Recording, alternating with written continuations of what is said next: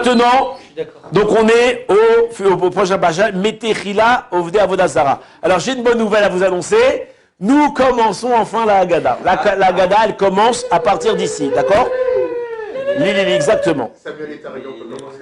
Pourquoi? Comment je... Enfin, pas comment je le sais. Comment je le sais, si vous voulez. Mitrila Ovde Avodazara. Chazal nous raconte, Chazal nous disent que la Haggadah va être... elle a une certaine structure. Ce n'est pas des passages qu'on a glanés à droite à gauche, qu'on a fait un récit. Chazal nous ont enseigné comment est-ce qu'on doit raconter. Et donc la Gemara nous raconte, là-bas la Gemara dans Mishnah dans Psachim, elle nous dit Matril begnut ou meisayem bejvach. On doit commencer la Haggadah, je l'ai dit en français, on commence la Haggadah en rapportant des propos déshonorants et on la conclut par des louanges. D'accord? Donc, on ramène un premier propos, c'est quoi? C'est un propos qui est déshonorant. C'est quoi le premier propos déshonorant? C'est qui notre père? C'est qui le père du Ham Israël? Avraham. Trop religieux, toi. Avraham. D'accord? Avraham, c'est le père du Ham Israël. Maintenant, d'où est-ce qu'il vient Avraham?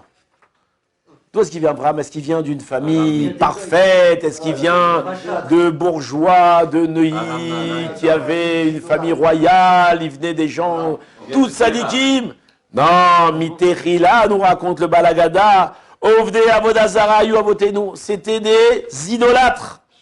Ve'arshav, keravnu amakom la avodato. Et maintenant, Hachem, il nous a rapprochés. D'accord? Comme il est dit, alors d'où on sait ça? Vayomer Yoshua el Kolam. Donc c'est un pasuk dans le prophète, dans Yoshua. Donc Yoshua, il s'adresse au peuple. Qu'est-ce qu'il va leur dire? Kohamar Hashem, Eloké Israël. Ainsi a dit l'Éternel, le Dieu d'Israël. Be'ever anahar yashvu avotenu me'olam. Ils étaient assis de l'autre côté du fleuve. Terach avi Avraham, donc Terach, qui était le père de Avraham, Ve'avi Nachor, le père de Nachor, Vayavdu Elohim acherim. Et ils servaient des dieux étrangers. Elohim, Acherim. Juste une parenthèse, on ne dit pas Elohim, Acherim. On ne dit pas. Pourquoi? Quand on dit Elohim, on parle de Hachem. Mais quand on parle d'une idole, on dit Elohim, Acherim. D'accord? Pas mal. Voilà. Pas au Hachem. On a bien fait de venir. Ensuite, continue. Vaekar. Et qu'est-ce qui s'est passé? Donc, le Balagada, il nous dit d'où on vient, nous? On ne vient pas de la bourgeoisie, je ne sais pas quoi. On vient d'idolâtres. On a grandi dans les je ne sais pas où. Et notre père, notre grand-père, c'était un vieil idolâtre. Vaekar et avichem. Et qu'est-ce qu'il a fait Hachem? Il va prendre notre père Avraham, Me'ever Anahar, de l'autre côté du fleuve, va oler oto bechol eretz Kenaan. Il va lui faire traverser tout le pays d'Égypte. Ve'arbe et zaro. Il va multiplier sa descendance. Va etenlo et Yitzhak. Il va lui donner Yitzhak. Va etenlo Yitzhak et Yaakov et Esav. Va etenlo Esav et Arseir. Donc qu'est-ce qu'il va faire? Avraham, il va avoir deux enfants. C'est qui? Yitzhak et Ishmaël, c'est vrai, c'est vrai. Ici, on ne parle pas d'Ishmaël. Intéressant ce que tu dis. Pourquoi on ne parle pas d'Ishmaël ici? Très intéressant. Tu vois, je n'ai jamais fait attention, mais on ne parle pas d'Ishmaël. Yitzhak va avoir deux enfants. C'est qui les deux enfants? C'est Yaakov et Esav. À Esav, il va donner Arseir, il va donner un héritage, et Yaakov et ses enfants vont descendre en Égypte. D'accord? Maintenant, la question que vous allez me poser, d'où est-ce qu'on sait que la descendance de Avraham, c'est pas Ishmaël? Avraham, il a deux enfants. Il l'a renvoyé, Ishmaël. Il l'a envoyé avant de renvoyer sa descendance, c'est son fils. Oui, mais il l'a renvoyé pour éviter que c'est pas ça. Très intéressant. Il n'a pas fait la brique. Alors non, il y a un pasouk. Il dit, c'est par Yitzhak que je vais appeler ta descendance. Donc il y a un verset, Hachem, il dit que ta descendance Abraham, c'est qui? C'est Yitzhak. Ok, d'accord, Yitzhak. Donc je mets les mis de côté. Maintenant, Yitzhak, il a eu deux enfants. C'est qui? Yaakov et Esav. Alors qui nous dit que la descendance de Abraham, c'est pas Esav? Qu'est-ce qu'il nous dit le pasouk? Que c'est Yaakov et pas Yitzhak. Yitzhak, pas Yaakov. Alors ça c'est intéressant. Il a marqué comme ça. Regardez, on le dit ici. Yaakov ou Banav Yardou Mitzraïm. Là-bas, il y a marqué que dans Brit Ben Abetarim, dans l'alliance des morceaux, on va voir que Hachem va, entre guillemets, pas être content avec Avraham, qui va avoir un manque de Emouna, et il va lui annoncer que sa descendance serait étrangère et serait esclave sur une terre étrangère pendant 400 ans. Maintenant, qu'est-ce qui se passe? Esav vient tuer Yaakov. Parashat Vaishlar, il vient pour le tuer. Il va le tuer. Maintenant, alors vous connaissez toute l'histoire, il y a plein à raconter sur l'histoire de cette rencontre-là. Mais il y a, Chazal, il nous raconte qu'il y a une autre discussion. Esav, il dit, maintenant je vais te tuer toi. Il dit, tu vas me tuer, ok, pas de problème.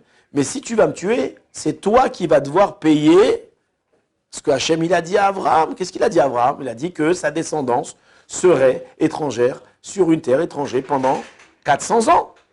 Donc si tu me tues, qui c'est qui va aller en Égypte pendant 400 ans? C'est toi, Esav. Qu'est-ce qu'il a dit, Esav? Il dit, alors c'est comme ça, non, c'est quoi? Avance, vas-y toi, et on se rencontre à la sortie d'Égypte. Et à la sortie d'Égypte, qu'est-ce qui va se passer? Qui vient venir vous attaquer? Les Amalécites, c'est qui les Amalécites? Les descendants d'Esav, d'accord? Donc on voit que Esav n'a pas voulu aller en Égypte. Mais le problème, c'est que du fait que tu n'as pas voulu aller en Égypte, eh ben, tu as raté l'héritage d'Abraham. Parce que la descendance d'Abraham, c'est uniquement celle qui a traversé l'esclavage égyptien. D'accord? Et c'est qui? C'est nous. D'accord? Et donc, c'est ce qu'on nous dit ici. Alors, là-bas, on nous explique c'est qui Abraham? Abraham à Ivry. C'est quoi Ivry? Ivry, Ever. Ever, c'est quoi? Que là-bas, on dit qu'Abraham, il était de l'autre côté du fleuve. C'est vrai, de l'autre côté du fleuve. Alors, Abraham Avinu, lui, il a eu un comportement qui était différent des autres. Lui, il a vu que toute l'humanité, elle allait comme des bourrins là-bas dans un chemin, il ne réfléchissait pas. Et il croyait qu'il y avait des idoles qui dirigeaient le monde, il y avait des as, des forts, tout ça. Abraham Avinu a compris que ce n'est pas comme ça que ça marche. Il y avait un créateur ce monde. Alors, la démarche d'Abraham Avinu, en soi, elle est très intéressante. On n'a pas le temps de la faire. Mais en tout cas, lorsqu'il arrivait à la conclusion qu'il y avait un créateur à ce monde et il était persuadé de ça, il est passé de l'autre côté. Et donc, toute l'humanité marchait dans un sens et lui, il marchait dans l'autre sens. Et ça, c'est la maout du juif, c'est l'essence du juif. Que lui, le juif, il marche à contre-courant. C'est quoi il marche à contre-courant? Ça veut dire qu'on ne doit pas être comme les autres parce que les autres font ça, alors je dois m'en faire autrement. Non, nous, on marche dans la voie d'Hachem. Et la voie d'Hachem, très souvent, elle est à contre-courant de la voie de l'humanité. D'accord? L'humanité, elle se dit très pleine de morale, pleine de choses, mais en réalité, il y a beaucoup de règles de morale qui sont en réalité là pour cacher le manque de morale. Et lui, le juif, lui, il est comme Abraham, il est de l'autre côté, il ne suit pas l'humanité. Je vous donne un exemple. D'accord, vous avez vu encore, je parle de contre les téléphones. Mais bon, les téléphones, c'est bien ou c'est pas bien? C'est bien et pas bien. C'est que pas bien. Tu as dans la main une bombe atomique. Tu as toutes les avérotes possibles et inimaginables que tu peux même pas imaginer. Pour une mitzvah que tu fais, il y a 100 000 avérotes qu'on fait. Pour un juif qu'on a rapproché, on en a éloigné 100 000. Le téléphone, c'est une bombe atomique. C'est un truc très très dangereux. Maintenant, quand tu dis ça en public à des gens, qu'est-ce qu'ils te prennent? Pour un quoi? Un extrémiste, taré, maintenant ça y est, on n'est plus au Moyen-Âge, tout ça. Et bien ça, c'est la mida d'Avraham Avinu. Avraham Avinu, il n'avait pas honte de se lever et de dire le téléphone, c'est dangereux. Déjà à l'époque, il disait le téléphone, c'est dangereux. Internet, c'est dangereux. Hein? Il y a tous les rabbins, c'est pourri. Mais c'est un message qui est très juif. Quand tu dis ce message-là, et que tu as une barbe et un chapeau, ils te prennent pour un moyenâgeux, ils te prennent pour quelqu'un qui est contre. Moi, ma famille m'a dit quoi? T'es contre la technologie? Je dis, ah ouais, ton fils, c'est vraiment, toi, la technologie. Qu'est-ce qu'il est en train d'apprendre avec son téléphone, ton fils? Il est en train d'apprendre des mathématiques, il est en train d'apprendre les algorithmes de je sais pas quoi. Non, il est sur TikTok en train de voir des idiots en train de faire comme ça pendant des heures. La technologie, ouais, il est sur Facebook et Instagram. La technologie. Ils y vont plus les jeunes. Même les jeunes, ils y vont plus. Tellement que c'est. Bekitsour, on voit que quoi? Que ça s'appelle Avraham Ivry. Avraham Avinu, il était de l'autre côté. L'humanité marche ensemble. Moi, je marche dans l'autre sens. Et j'ai pas de problème avec ça. J'ai pas de problème de marcher dans les voies d'Hachem. Et vous remarquerez, c'est ça qui a protégé le Ham Israël. De ne pas avoir. Il y a plein d'histoires pour raconter ça. Mais on n'a pas le temps de tout vous raconter. Mais on voit que la protection, ce qui va protéger le Ham Israël tout au long des générations, c'est justement le fait de vouloir se préserver, d'être... alors on voit que les nations du monde, quand elles vont nous... Dites un mot. Elles vont nous avoir une main sur nous. Nous dominer. Bon, elles vont pas être très sympas avec nous, elles vont pas tellement nous permettre avoir accès à toute la technologie, tous ces trucs-là. On va être très mis de côté. Mais on voit le fait justement d'avoir été mis de côté, c'est ça qui nous a protégés. Et il ne faut pas avoir honte. Il ne faut pas avoir honte de dire aux gens, non, moi je ne fais pas ça, ou non, je ne fais pas ces choses-là.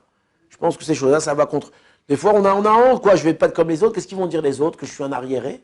Alors que les gens, ils disent, je suis un arriéré. Moi, c'est aussi quand je roule en voiture. Je roule doucement. Je ne suis pas un type qui roule vite. Mais pas mes enfants, ils me disent, ah là, papa, t'es un truc, t'es un grand-père. Et alors, traitez-moi comme un grand-père, c'est pas grave. Au moins, bon, je conduis de façon prudente et je ne mets pas les gens en danger. Alors un homme, quoi? On me traite de grand-père, oh là là, vite. Il faut absolument que je roule vite. Alors quoi, tu vas mettre les gens en danger parce que tu n'as pas envie qu'on te traite de grand-père. C'est pas grave, je préfère être ce que tu veux vis-à-vis des autres, mais au moins, moi, j'ai un chemin qui est droit et qui est propre. Et ça, c'est la maout du juif.